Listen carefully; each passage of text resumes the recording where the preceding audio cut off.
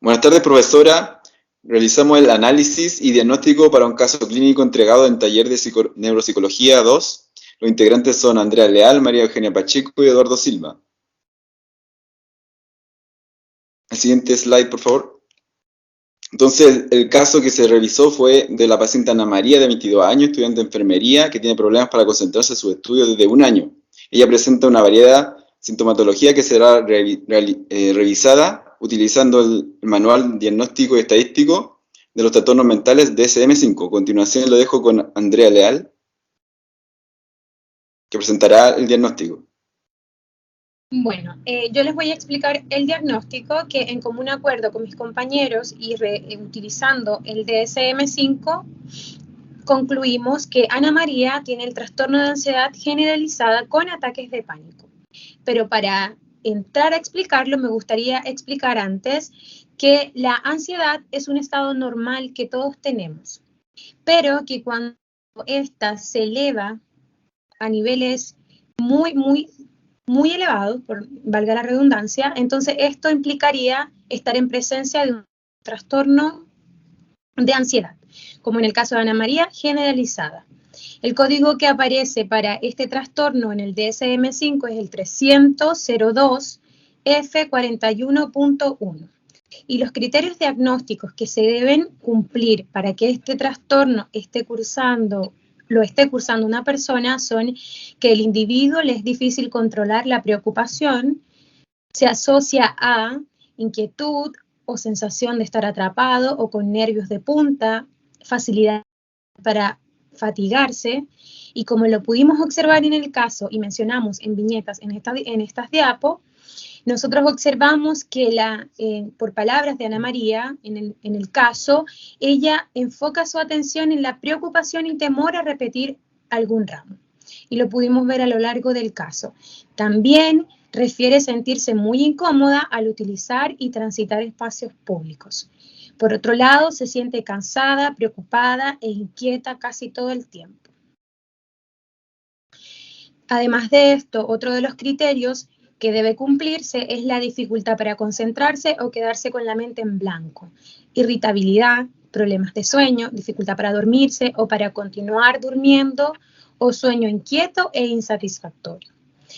En las viñetas del caso, en el caso de Ana María, ella refiere que, tiene una incapacidad para poderse concentrar en periodos de estudio. También ha observado que se ha vuelto más impaciente e impulsiva de lo habitual, llegando a gritar y a tratar mal a sus hermanas. Debemos recordar antes que esto está pasando hace un año.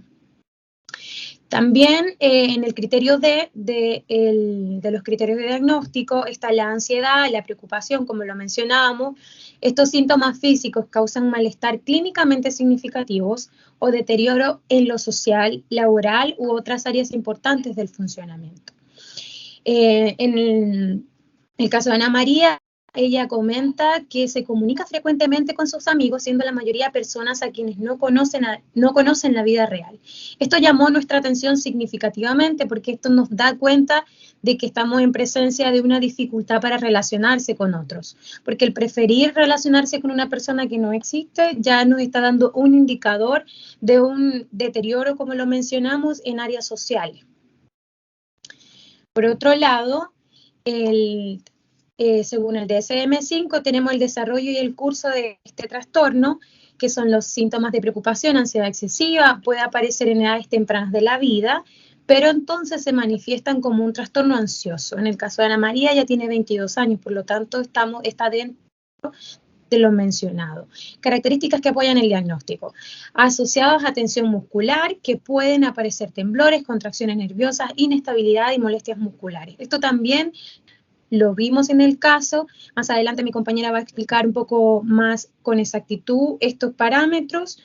También están las consecuencias funcionales, que son la preocupación excesiva, que perjudica la capacidad del individuo para hacer las cosas de manera rápida y eficiente. Esto ella lo comentaba, que en las clases no estaba rindiendo académicamente de forma adecuada.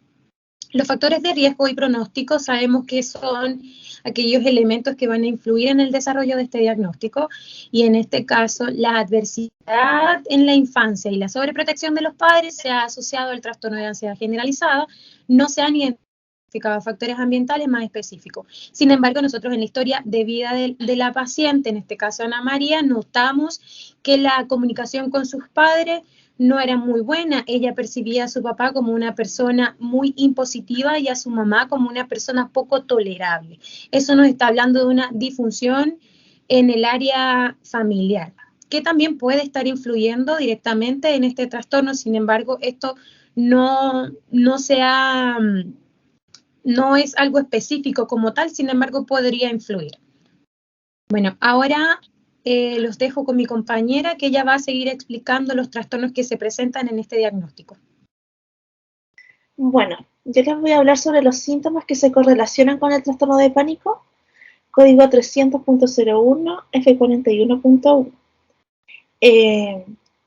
Primero voy a comenzar hablándoles sobre el ataque de pánico, que es un episodio repentino de miedo intenso, el cual provoca reacciones físicas cuando no existe ningún peligro inminente.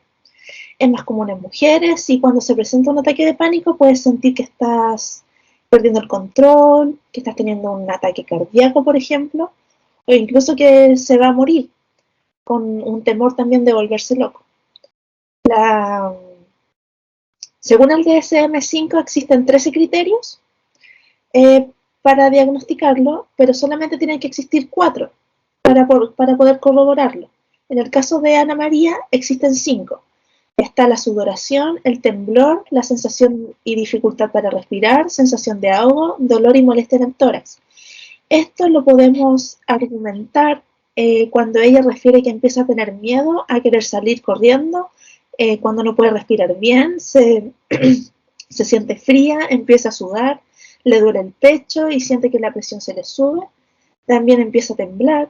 Luego, poco a poco, estos síntomas comienzan a desaparecer hasta que ya se siente mucho mejor, pero probablemente estos síntomas vuelvan a aparecer. Estos síntomas que son somáticos. Las crisis se inician de forma brusca y alcanzan su máxima expresión con rapidez, habitualmente en minutos, y estos se acompañan a menudo de una sensación de peligro y una urgente necesidad de escapar rápidamente. Como nota, hay una aparición súbita y esto se produce desde un estado de plena calma. La persona está calmada y ahí es cuando siente que de repente viene este ataque de pánico. Ana María de hecho menciona que se le pasa y al momento vuelve a aparecer. ¿Puedes cambiar la diapo, por favor? Respecto a las características diagnósticas, la frecuencia y la gravedad de los ataques de pánico varían ampliamente de persona a persona. En cuanto a la frecuencia, algunos individuos presentan las crisis con una periodicidad moderada, por ejemplo, una vez a la semana. De hecho, los ataques de pánico se presentan habitualmente en todos los tipos de trastornos de ansiedad. La aparición del trastorno puede desencadenar ataques de pánico con frecuencias muy variables. Los episodios pueden ser diarios, semanales, etc. Incluso puede haber una remisión y desaparecer por meses, incluso por años. Pero pueden volver a aparecer. Cuando se producen estos episodios individuales de pánico, pueden durar varios minutos y generalmente estos episodios individuales presentan una duración parecida cuando vuelven a aparecer. ¿Puedes cambiarla, por favor? En relación al desarrollo y la comorbilidad, el trastorno de pánico en el caso de Ana María se observó en presencia de un trastorno de ansiedad generalizada, como había mencionado nuestra compañera Andrea. Según el DSM-5, el curso del trastorno de pánico habitualmente se complica por una serie de trastornos, en particular por otros trastornos de ansiedad. De hecho, la comorbilidad entre trastornos mentales es un fenómeno muy común, porque cualquier trastorno de ansiedad puede cursar por un trastorno de pánico o crisis de pánico. La comorbilidad con el trastorno de ansiedad generalizada es fácil de explicar por los niveles muy elevados de ansiedad anticipatoria con que se produce el trastorno de pánico. Cuando el trastorno de pánico inicia, la ansiedad es demasiado elevada. Los trastornos de pánico se complican cuando hay diagnosticado un trastorno de ansiedad generalizada, de hecho, ya que la ansiedad tiene una sensibilidad muy fuerte y esto es un factor de riesgo. De hecho, según el DSM-5, los ataques de pánico están asociados a una mayor probabilidad de padecer diversos trastornos mentales comórbidos, entre los que están los trastornos de ansiedad. Ahora les hablará Eduardo acerca de los hallazgos neuroanatómicos y neurofisiológicos. Entonces, según este trastorno de ansiedad generalizado con ataques de pánico, podemos encontrar que se localiza en donde están las emociones, que es en el sistema límbico, ¿ya? Que se encuentra con varias estructuras, por ejemplo, el giro cingulado, septum, el bulbo olfativo, hipotálamo, tálamo, amígdala, hipocampo y cuerpo mamilar.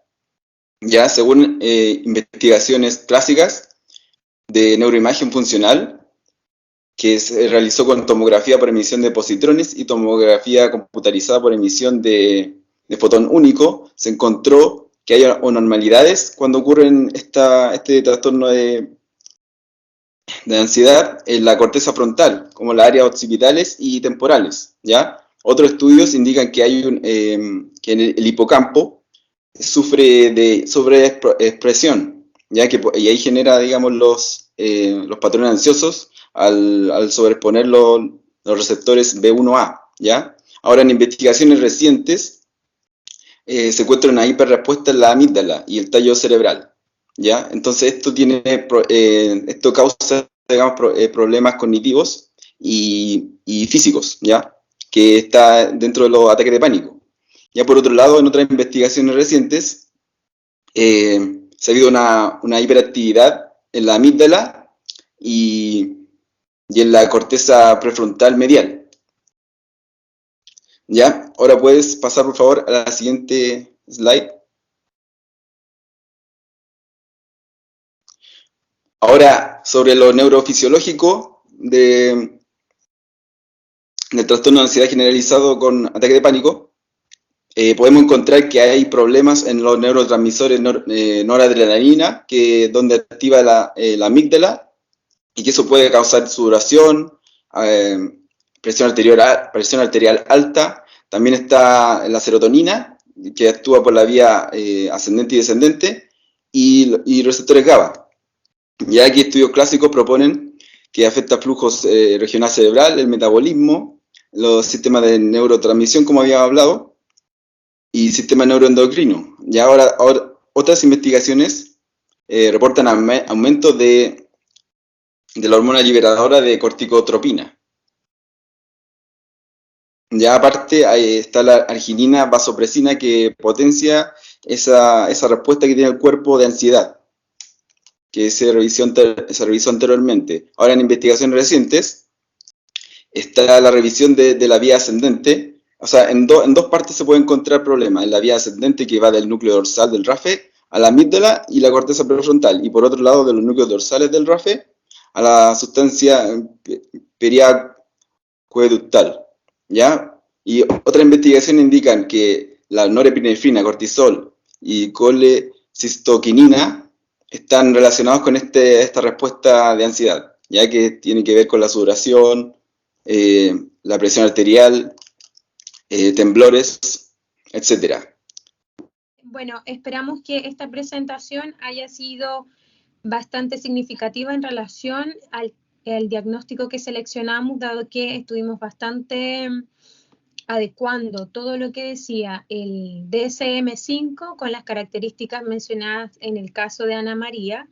Por lo tanto, creemos que este diagnóstico es el más adecuado y el más asertivo para que ella pueda tener un tratamiento que pueda facilitarle una mejor calidad de vida.